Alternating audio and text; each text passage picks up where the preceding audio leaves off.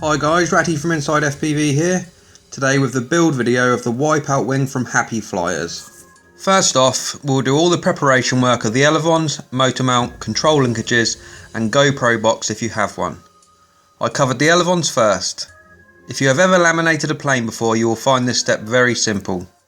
Peel the white backing paper off the yellow covering and set your iron to around 100 to 110 degrees Celsius. Make sure you lay the covering matte side down, and so that you have enough space to fold it around all edges.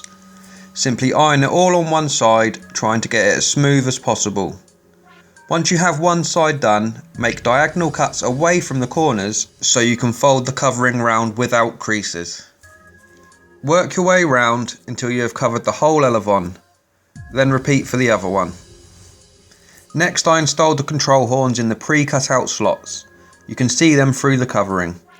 Cut the covering to reveal the cutouts and test fit the horns without glue to make sure they fit and align correctly. The top of the horn should line up with the back edge of the elevon. Mix up some epoxy and drop it into the cutout. Use a toothpick or something similar to spread it all around inside. Then push the horn into the glued slot and make sure it is sitting straight. You can add some extra glue around the join for extra strength if you'd like to. Then I glued the motor mount. It only goes together one way, just click it all together and add some super glue. There are two spars that need to be glued into the motor mount, an 8mm and a 3mm tube. Position the 8mm tube towards the front of the motor mount, furthest away from the actual motor, and centre it through the guide holes. Make sure to measure that it is centred. The manual says 145mm, but both my motor mount spars were 4mm short, so I centred it at 143mm from the edge of the mount. The 3mm spar goes at the end closest to the motor, centred at 80mm. Mine was at 78mm. Tack these two spars in place with super glue. If you have the optional GoPro mount, you might as well assemble that now too. Look at this picture and do not, I repeat, do not stick your mount together this way around, or you will be in for a nasty surprise when you try and put your camera in it, like I got. Swap it all around so the opening for the lens is on the right hand side. Glue together with super glue, just like the motor mount. Moving on to the control rods that came with the kit, you simply add a few drops of super glue into the threaded part and push the rod all the way inside. You can then add a drop around the seal to make sure it's secure. Repeat for both ends on both rods. You then thread on the nuts, followed by the clevis. That is them done. The last part of the preparation is the foam negative. This is a very nice feature of the build and ensures you that you get a very straight and true wing at glue up. This is one of my favourite ideas of this kit.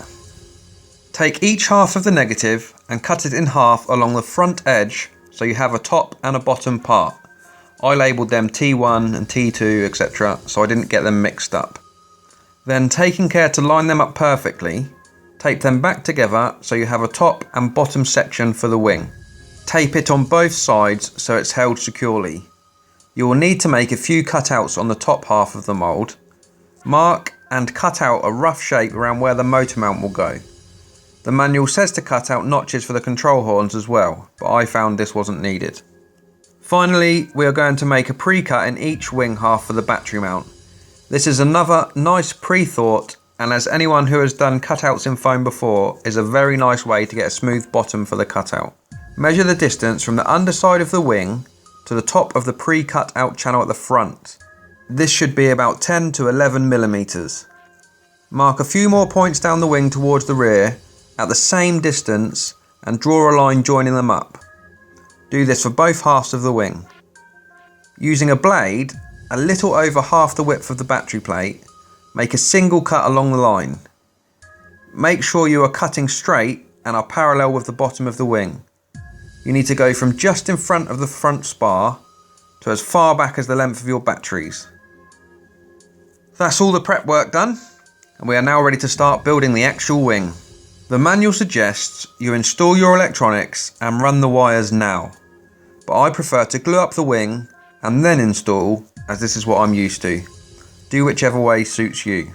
The first spars to glue in the wing are the two 470mm glass fibre spars that run along the top of the wing. Place the wing in the bottom foam negative and line it all up. Then using a slow drying glue, run a bead inside the pre-cut out slots. Push the spars inside the slots so they fit flush with the wing surface. I then laid weights across the wing to keep it nice and flat as the glue dried. Once the top side spars are dry, it's time to glue the two wing halves together and add the bottom spars.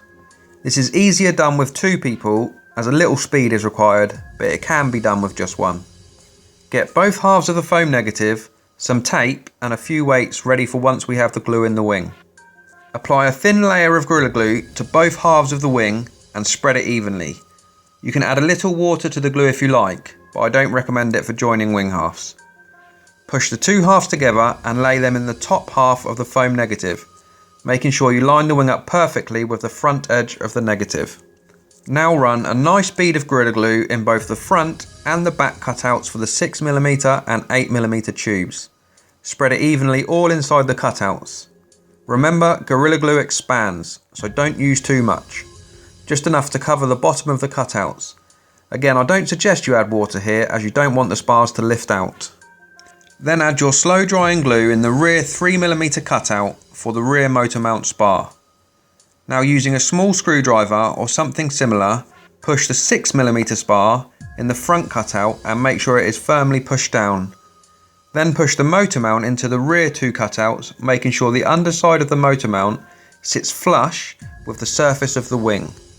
Make sure to push both halves of the wing together firmly and make sure they are still aligned with the foam negative. Now you can cover both the 6 and 8mm spars with Gorilla Glue. This time you can add a little water as you want it to expand and fill the cutout. If you have never used Gorilla Glue before, be careful, it expands a lot. You may want to do a test with some Gorilla Glue and water before so you know what to expect. You can trim off any excess once it's expanded and nearly dry if you get the timing right.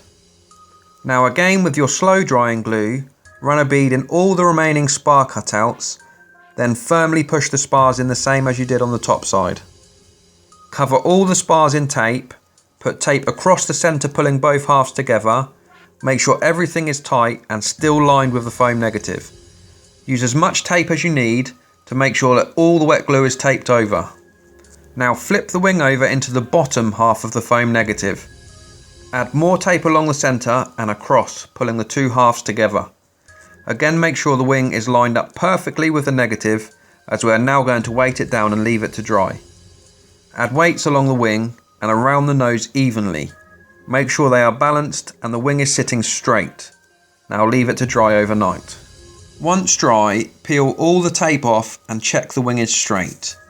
Once you are happy it's straight, we can tidy up any glue overspill. Here you can see where my Gorilla Glue looks a bit bumpy. Use sandpaper to make it level with the wing, being careful not to sand the foam and ruin the airfoil. Once sanded, I use very lightweight filler, or spackle if you're American, to fill any gaps. Leave that to set and then go over it with sandpaper again so you get a perfect smooth finish. Next I mounted the Gopro Mount.